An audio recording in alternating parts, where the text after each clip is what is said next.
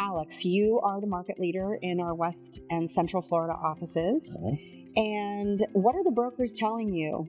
We've been through one quarter of 2026 and we're deep into the second quarter. What are you hearing from our advisors about the business right now? It runs the gamut depending on what asset class that they're in.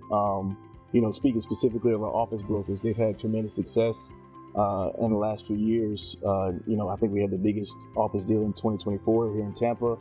I think we had the biggest one in Orlando, the same with the Charles Schwab deal at the end of the year, taking 4 buildings as a hub in Orlando.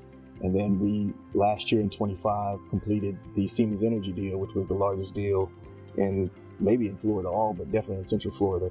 But I'm finding that in talking to those same brokers, there's not a lot of vacancy as there was in other markets in other states. So there's still a flight to quality. There's people that want to be here.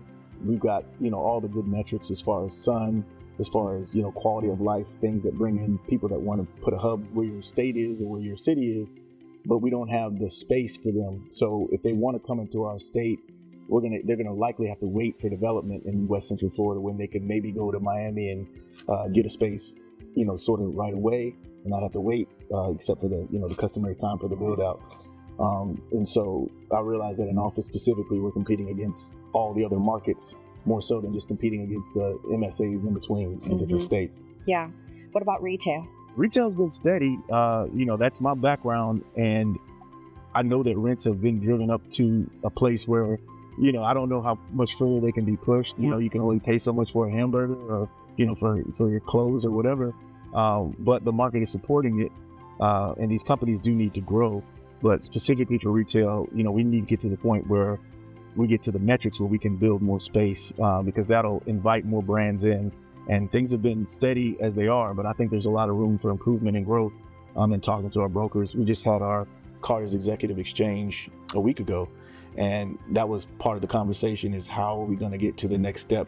Things are great as far as, building rents, but we need to be able to grow and expand the pool of what we're able to provide to bring in new concepts and have them feel like they're on solid ground as we solve some of these macroeconomic and, bigger issues.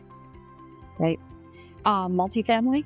Multifamily, we had some of the biggest deliveries in Tampa and Orlando over the last, several years, and we're the tail end of that. So I think because of the metrics and inflation rate, that there's not going to be as much, so absorption will increase, which will allow a new cycle of development once, absorption gets to a point where it makes sense for people to take the next step, as long as interest rates, comply with what their needs are. Okay, that makes sense.